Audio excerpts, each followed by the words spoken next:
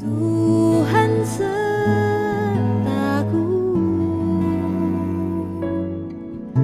melewati badai, Engkau menjagaku. Ku tahu Kau selalu setia. Haleluya, puji Tuhan. Bapak Ibu Saudara, kita bersyukur kalau sampai saat ini kita boleh ada sebagaimana kita ada. Itu semua karena anugerah Tuhan, semua karena penyertaan Tuhan yang begitu sempurna dalam kehidupan saudara dan saya. Nah, sebelum kita mendengarkan renungan firman Tuhan, kita akan tundukkan kepala, kita akan berdoa. Terima kasih Bapa yang baik, terima kasih Tuhan Yesus. Kami bersyukur buat pemeliharaan Tuhan yang begitu luar biasa, buat setiap kasih setia Tuhan. Tuhan yang selalu menyertai hidup kami, sehingga pada saat ini Tuhan kami masih boleh ada sebagaimana kami ada. Itu bukti nyata Tuhan begitu mengasihi kami. Dan saat ini kami rindu mendengarkan firman-Mu. Kami buka hati untuk dengar firman Tuhan, bersyukur di dalam nama Tuhan Yesus Kristus. Haleluya, amin. Nah, puji Tuhan Bapak Ibu Saudara yang kekasih di dalam Tuhan kita Yesus Kristus. Renungan saya pada saat ini saya beri tema jangan khawatir. Kita akan melihat sama-sama di dalam Filipi pasalnya yang keempat, ayatnya yang keenam. Mari kita baca bersama-sama ayat ini. Janganlah hendaknya kamu khawatir tentang apapun juga, tetapi nyatakanlah dalam segala hal keinginanmu kepada Allah dalam doa dan permohonan dengan ucapan syukur. Nah, saudaraku yang terkasih di dalam Tuhan kita Yesus Kristus, ada banyak alasan yang membuat kita menjadi khawatir. Mungkin ada orang yang mereka khawatir disebabkan oleh sakit penyakit yang parah. Bahkan juga ada yang khawatir dengan usahanya yang bangkrut. Ada yang khawatir tentang masa depan. Ada yang khawatir juga tentang jodoh atau hal-hal yang lain. Apapun alasan kita menjadi khawatir, tetapi saat ini dengan jelas firman Tuhan katakan, janganlah hendaknya kamu khawatir tentang apapun juga. Nah, saudaraku yang terkasih di dalam Tuhan kita Yesus Kristus, firman Tuhan dengan jelas mengatakan kepada kita supaya kita tidak perlu khawatir tentang apapun juga. Artinya kita tidak perlu khawatir atas segala sesuatu yang sedang terjadi atau bahkan menimpa hidup kita. Nah, mengapa kita tidak perlu khawatir? Yang pertama yaitu kekhawatiran itu tidak ada gunanya. Kita melihat ya di dalam Matius 6 ayatnya yang ke-27. Siapakah di antara kamu yang karena kekhawatirannya dapat menambahkan sehasta saja pada jalan hidupnya? Firman Allah katakan, siapa yang dapat menambahkan sehasta saja dalam hidupnya karena khawatir? Nah, apakah artinya kekhawatiran itu tidak dapat memiliki manfaat apa-apa? Jadi kekhawatiran itu tidak memiliki manfaat apa-apa di dalam kehidupan saudara dan saya. Contoh, saya memberikan contoh ya. Seandainya kita sedang sakit dan kita mulai berpikir bahwa sakit yang saya alami ini jangan-jangan penyakit ini parah. Jangan-jangan penyakit ini akan membuat saya meninggal. Nah, saudaraku, apakah dengan kita berpikir demikian maka penyakit kita itu akan berangsur-angsur menjadi sembuh? Tentunya tidak. Sebaliknya, karena khawatir membuat kita semakin parah di dalam penyakit kita. Oleh sebab itu dengan jelas ya firman Tuhan bilang jangan hendaknya kamu khawatir. Saudaraku, kalau kita berpikir panjang bahwa penyakit kita akan sembuh, itu tidak merubah apa-apa. Tetapi jelas firman Tuhan katakan bahwa kita jangan khawatir ya. Rasul Paulus katakan jangan kamu khawatir. Nah, saudaraku, yang kedua kita akan melihat ya bahwa Tuhan memelihara hidup kita. Kita lihat di dalam Matius 6 ayatnya yang ke-26. Di situ dikatakan bahwa pandanglah burung-burung di langit yang tidak menabur dan tidak menuai dan tidak mengumpulkan bekal dalam lumbung, namun diberi makan oleh Bapamu yang di surga. Bukankah kamu melebihi burung-burung itu? Nah, saudaraku yang terkasih di dalam Tuhan kita Yesus Kristus, Tuhan Yesus membandingkan diri kita dengan burung-burung yang ada di udara. Kalau saja burung-burung di udara yang tidak ada harganya dipelihara oleh Tuhan, mereka diberi makan, burung-burung itu dilindungi oleh Tuhan, apakah Tuhan akan memperhatikan kehidupan Bapak Ibu Saudara dan saya? Tentu iya. Kenapa? Karena burung saja di udara dipelihara oleh Tuhan. Apalagi saudara dan saya adalah ciptaan Tuhan yang begitu sempurna, ciptaan Tuhan yang begitu mulia. Sebab itu jelas ya, saya mau katakan bahwa firman Tuhan bilang, jangan hendaknya kamu khawatir. Nah saudaraku yang terkasih, Rasul Paulus, dia memiliki keyakinan penuh akan jaminan pemeliharaan Tuhan, sehingga ia tidak pernah khawatir. Rasul Paulus dia tidak khawatir, dan fakta-fakta hidup yang dia alami menunjukkan bahwa dia selalu dipelihara oleh Tuhan.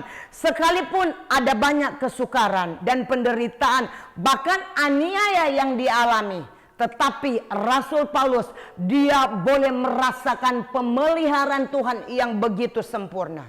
Dan mari kita lihat ya, kita baca sama-sama di dalam Filipi 4 ayatnya yang ke-19. Filipi 4 ayat 19 berkata, dengan yakin ia berkata bahwa Allahku akan memenuhi segala keperluanmu menurut kekayaan dan kemuliaannya di dalam Kristus Yesus. Haleluya. Nah saudaraku, jika Tuhan menjamin hidup kita sedemikian rupa, apakah yang perlu kita khawatirkan? Apa yang saudara alami saat ini? Firman Tuhan bilang, jangan khawatir. Percayalah bahwa Tuhan yang memelihara hidup saudara dan saya. Tuhan memelihara hidup kita melebihi dari burung-burung yang ada di udara. Itu bukti nyata pemeliharaan Tuhan yang begitu luar biasa. Dan yang ketiga, kita akan melihat bahwa Tuhan memberi masa depan yang penuh dengan harapan. Mari kita baca bersama-sama di dalam Yeremia 29 ayatnya yang ke-11. Demikian firman Tuhan. Sebab aku ini mengetahui rancangan-rancangan apa yang ada padaku mengenai kamu. Demikian firman Tuhan, yaitu rancangan damai sejahtera dan bukan rancangan kecelakaan, untuk memberikan kepadamu hari depan yang penuh dengan harapan. Dahsyat Tuhan kita. Dia Allah yang luar biasa. Tuhan bukan saja memelihara hidup kita pada masa kini, Ia juga menjamin masa depan saudara dan saya. Di dalam Alkitab ya, banyak contoh yang diberikan kepada kita. Misalnya bangsa Israel. Bangsa Israel ya, ketika Tuhan memanggil umatnya keluar dari Mesir, Tuhan sudah memiliki rancangan yang baik kepada bangsa Israel, yaitu memberikan masa depan yang cerah di tanah yang subur, melimpah dengan susu dan madunya. Namun saya percaya bangsa Israel ya, mereka tidak percaya. Mereka khawatir sehingga mereka harus berputar-putar di padang gurun selama 40 tahun. Nah Bapak Ibu Saudaraku, jadi seperti bangsa Israel, mereka tidak percaya kepada Tuhan sehingga mereka menjadi khawatir. Percayalah bahwa Tuhan memelihara hidup kita melebihi dari apa yang kita rancangkan. Tuhan tahu masa depan kita adalah masa depan yang penuh dengan harapan. Tuhan begitu mengasihi saudara dan saya. Nah Bapak Ibu Saudaraku yang terkasih, Bagaimana kita memerangi kekhawatiran? Rasul Paulus yang menasihati kita bagaimana cara kita dapat keluar dari kekhawatiran.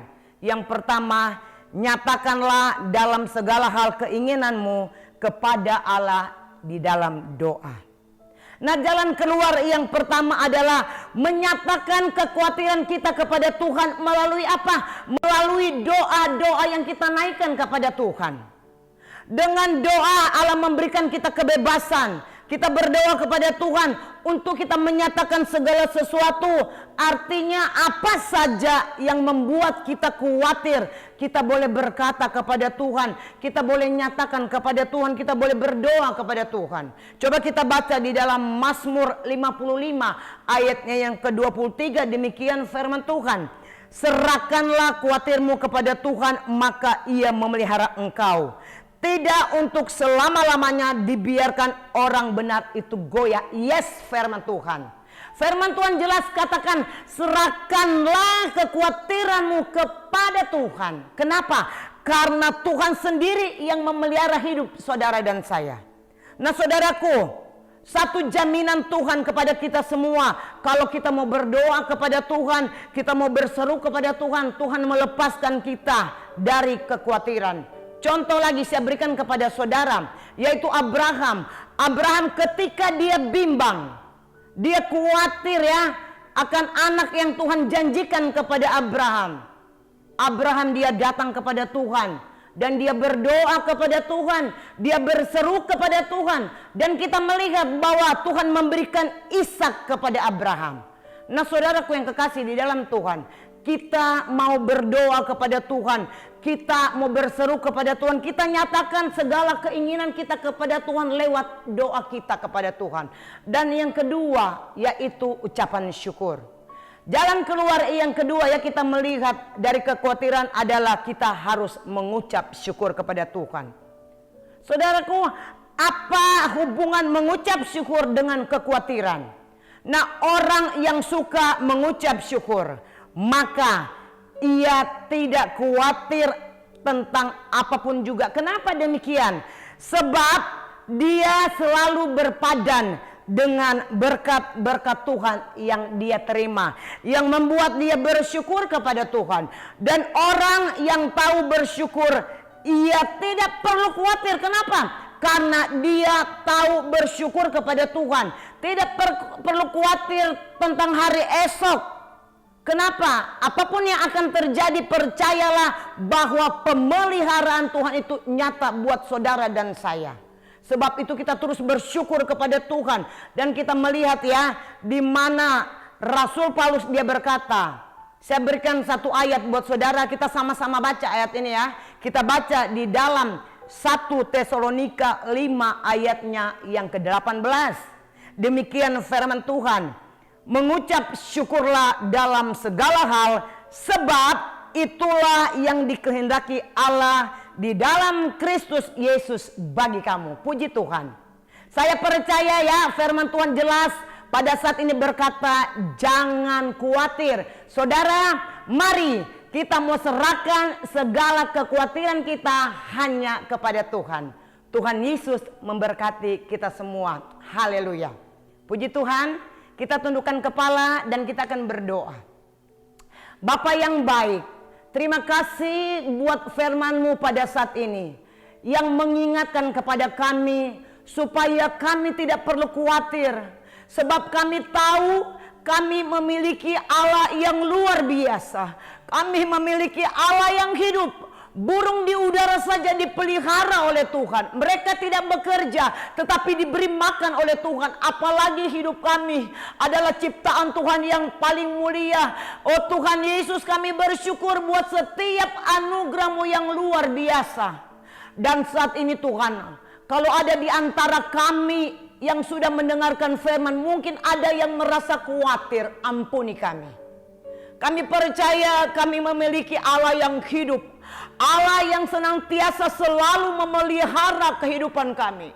Bahkan hamba-Mu berdoa Tuhan saat ini, kalau ada jemaat-Mu yang sakit, Mari tangan Tuhan menjamah dengan kuasa-Mu. Di dalam nama Tuhan Yesus Kristus kesembuhan terjadi. Kami berdoa juga bagi jemaat-Mu dalam persoalan rumah tangga, Tuhan berkati. Usaha mereka juga Tuhan berkati. Dan anak-anak yang masih sekolah, kami menyerahkan hidup mereka ke dalam tangan Tuhan. Karena kami percaya masa depan anak-anak kami adalah masa depan yang penuh dengan harapan.